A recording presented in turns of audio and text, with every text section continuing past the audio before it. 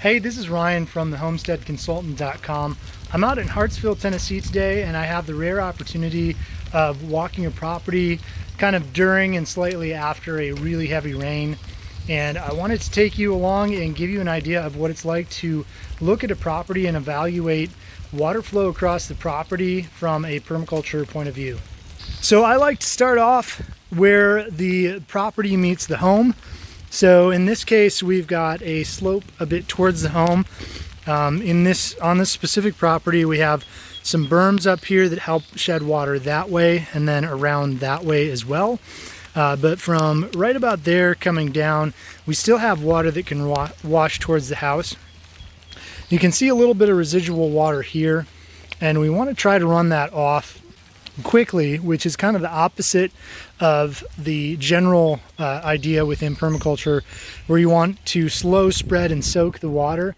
In this case, we want to take this water that's kind of accumulating in this area and try to channel it out relatively quickly. So what we'll likely do is dig a little bit of a channel and make sure that that has a slope and carries away out this way.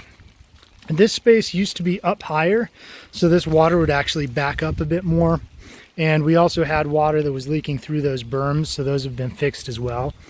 And so now we can take the water that's here, channel it out and around, and then use it in the yard, try to slow, spread, and soak it, rather than trying to do it next to the home, which will allow for damage to the home, potential termite activity, things like that.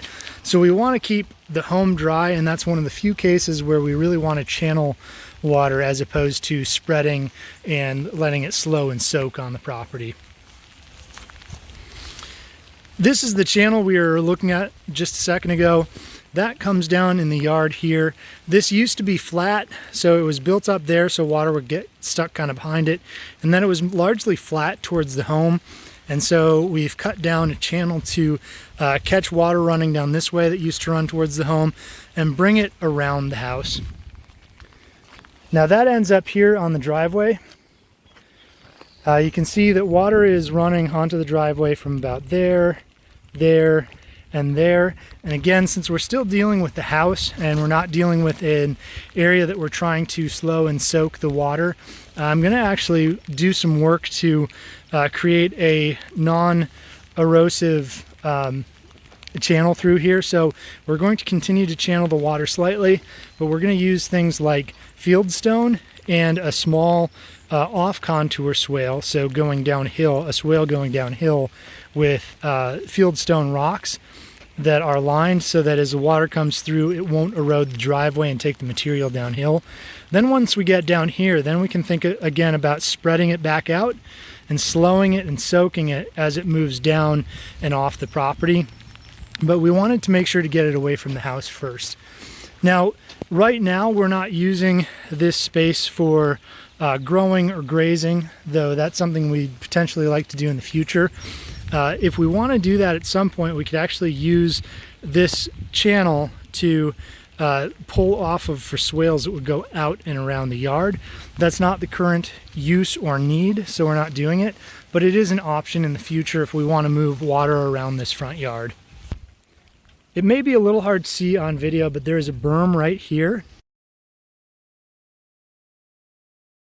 that basically takes all the water that's coming in from the field and pushes it over that way to run it off the property. And though, again, that's not ideal, we have so much water coming off the hill that it's necessary. And so as we build out swale structures up there and over here, and things to move and channel the water and then spread it out, slow it, and soak it in, and as well as building the soil so that the soil soaks in a lot more water as it moves across. This berm will become less and less necessary, but as of right now, this whole area is a low space, so a swale with a berm on this side. And that helps take the excess amount of water that runs down this way, water that's being channeled from the roads up there, from the neighbor's yard. And so we have a lot of water, and we're channeling it out this way. This area here used to also be a berm, And so I cut that down so that we can get the water out and away before it runs over back up here to the home. And again, as I said, we'd really like to get to a point where there's not a lot of water running through here in the first place, because we've built the soil so well and because we've slowed and soaked the water out in the pasture area so much better. But for now, we need to make sure to protect the home. And then over time, this will become less and less necessary. And as it does, we can likely close that back up and then potentially use this berm as a planting space for trees, whether that be full-size nut trees or other smaller trees that might be fruit-bearing. So we are now on the other side of the home, and you get a good visual here for how the water runs from the main property. There's a channel right there, and so basically everything from that channel over that way hits another probably 150-year-old berm there that's built to take water out, and then some of that ends up over and then runs down to here. So about everything from here over runs out to that location over there that I'd shown you, where there was a dugout part of the berm. And then everything from about here that way and everything from there that way ends up channeling through here and then going down that way. So we have this bifurcation. We've got one channel that goes right here, one channel that goes left over there.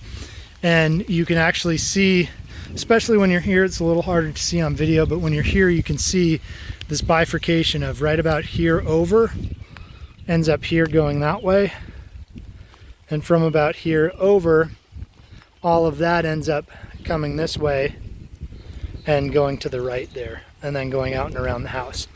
Now, eventually I'd like to be able to use this channeled water here to put some type of swale in to move water across this landscape, the backyard here, and that would hydrate the backyard. This area gets somewhat dry during the summer, and so being able to use this consolidated water to actually move a portion of it out and around and then hydrate this landscape would go a long ways to increasing the fertility of this backyard area. And then of course we're going to be doing other amendments that can help to get the water to soak in and penetrate into the soil here.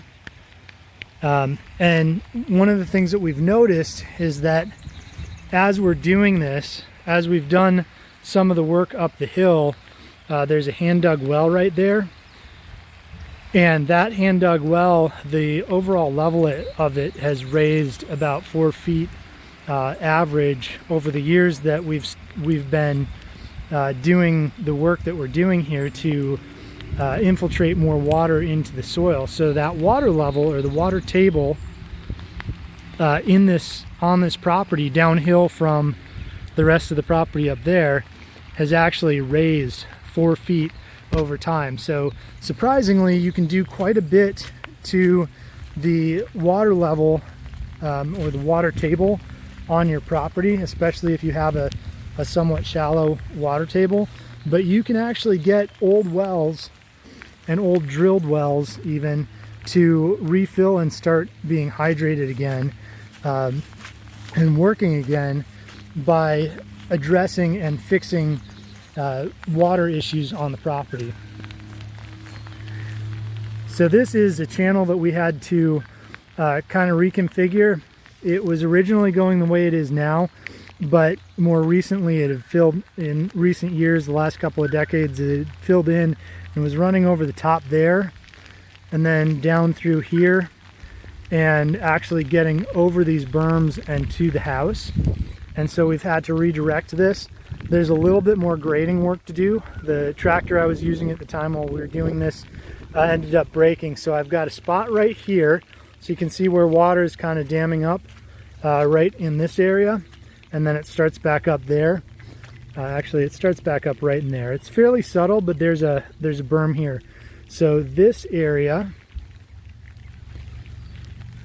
right through here just needs to be shaved down a little bit, And then we're going to take that dirt as well as a little bit of the dirt here, and it's going to be taken up to a spot right up there where we're still getting just a little bit of overrun from this diversion when we get really hard rain. So right up there, we'll take that soil and put it up there.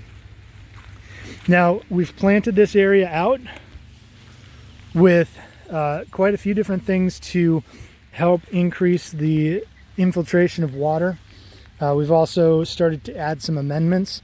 One of the things that we really needed in this field was ash. So as we've cleared out some areas, we've actually got a large area kind of back by that barn to over by that tree behind the closer tree line. That was all weed trees and brush and torn down fences and all kinds of things that needed to come out. So we've burned down those weed trees into ash and then spread that over this area, and that's going to neutralize the pH, or bring the pH closer to neutral for us.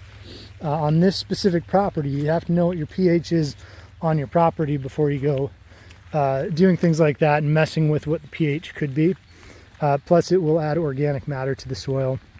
And we're also doing things like planting daikon or tillage radishes through here that will help not only break up or till the soil in a natural way, but it will also leave large deposits of organic matter for worms to eat, and those will go up to 2 feet down into the soil, where worms will actually come in and start eating those. I have a video on daikon radish and how they work and why they work, and a little bit more detailed information if you want to look that one up. All right, while I'm out here, you can also see our comfrey field, and we're working on not only expanding that, but then I've taken a lot of my best plants, because those are genetically diverse. Those are not a Bocking variety, which are clones, but a seed started variety. We're then taking them up to the orchard, and I'm planting them along the new swales that we're making up in the orchard. And I can show those in a few minutes, but just so you know what that is. This is clearly a large channel for water. We've reduced the amount that's going down this way and how much that's going to overload the system as it goes by slowing, spreading, and soaking up here with the use of swales. So you can see our first swale here. This is a hand-dug mini swale that's new this year, but it's basically taking all the water that would have been come down this hill and ended up in that drainage way, potentially overwhelming the drainage way, and it's now being caught in these swales. Now these swales are dug perfectly even from one side all the way over 100 feet over there, so that the water fills up evenly on the backside. They may look like they're filling a little bit unevenly at the moment, but that's actually because we have wood chips in here, and so the wood chips are not exactly even with everything. You can see all these little plants that are growing. Those are turnips and radish to help with what I was talking about before, where they're actually going to till down in, leave organic matter, and then leave something for the worms to eat as they come back up. The other thing that we're doing here is with these trees that are on the swales, the roots are going to go down into the soil, and the water should be able to hit those roots and use them as a channel down into the soil. So we're doing, there's a lot more that we're doing with this than just what I explained, but those are some of the big things that we're doing to benefit the water soaking into the system. And then that's going to run downhill and rehydrate this landscape here, as well as recharge the water table, which is what I was talking about with that hand-dug well having a larger amount of water in it over the years that we've been working on this.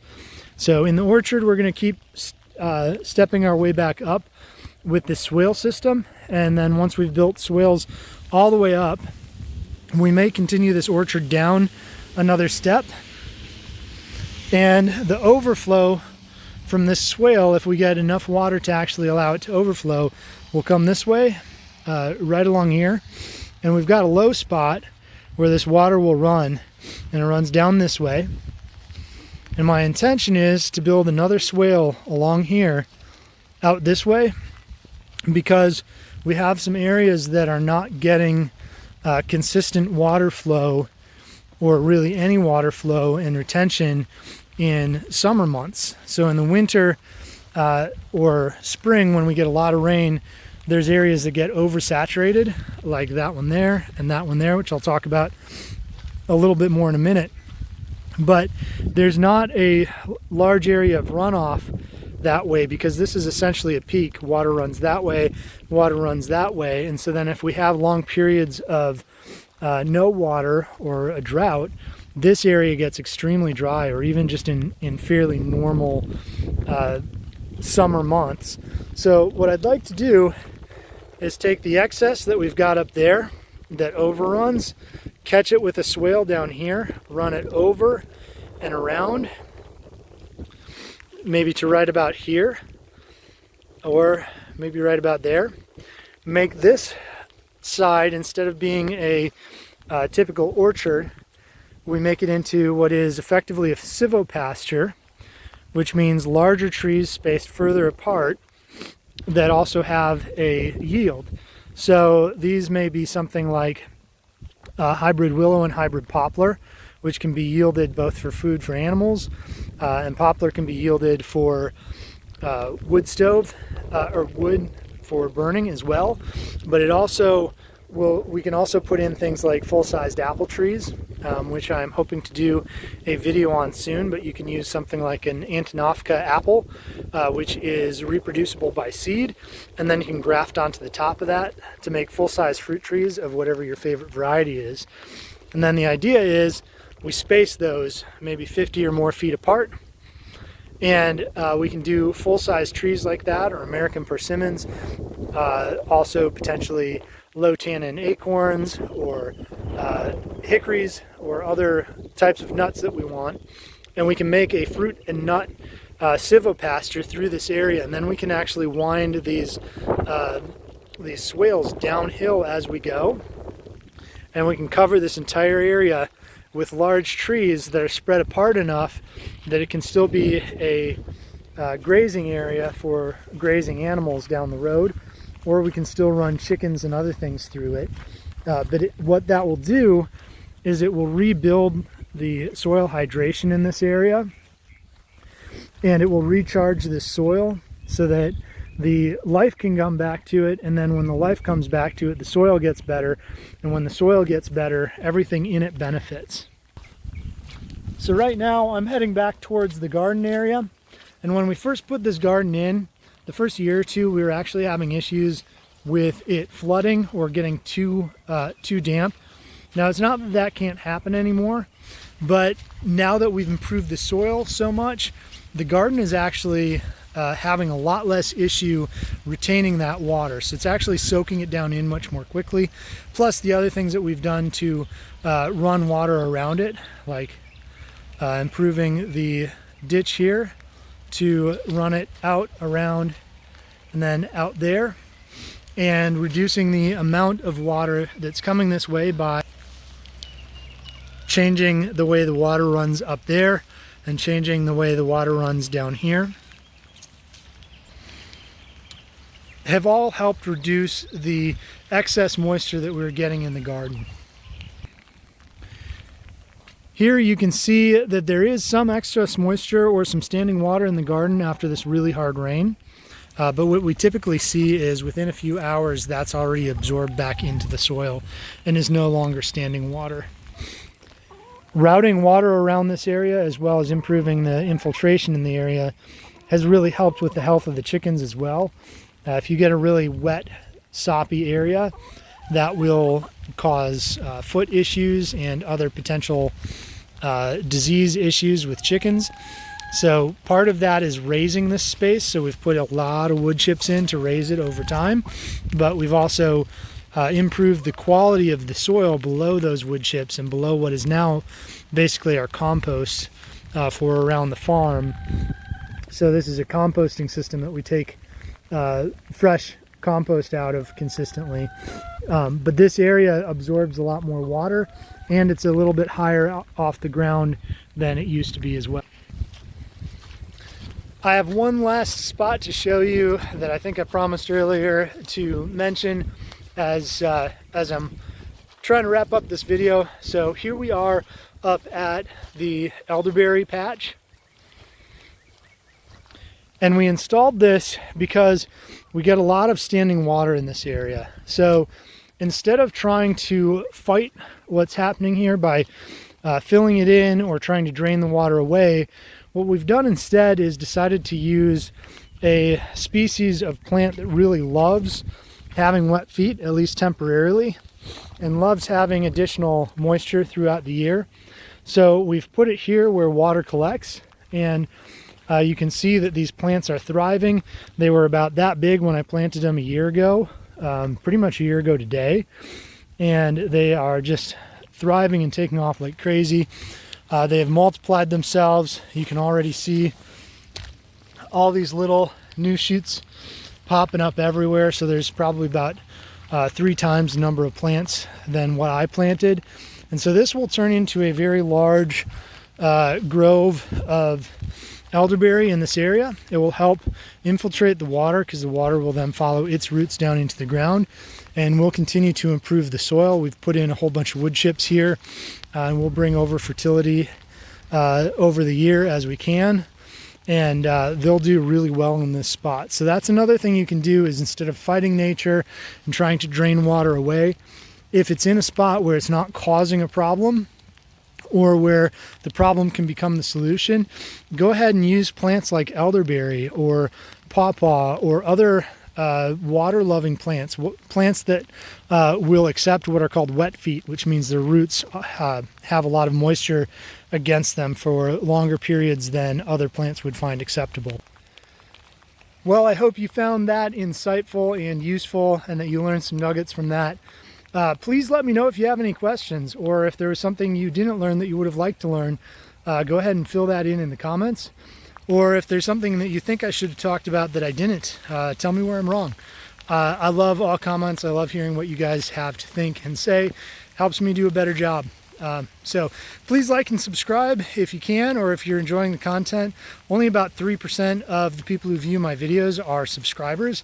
So I'm not going to harass you with a whole bunch of content that isn't worth your time.